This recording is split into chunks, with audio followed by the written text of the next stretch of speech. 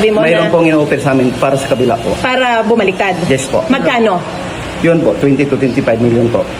Per person. Yes po, ma'am. Oh, pero walang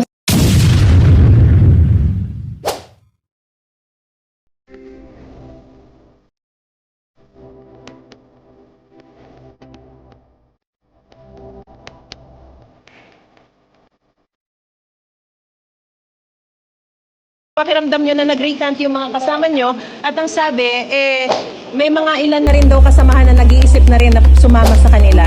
Ay, hindi po totoo po yung iba na magre-recount.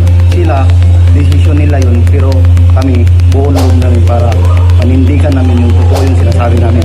Oo. Masasabi ko lang sa kasama ko, sana naisipan yung mabuti yung sinasabi nyo. Oo. Ang masasabi ko, top kulantan, retired ka na Marines. Pero anong ginawa mo? Oo. Nagpadala ka sa pera.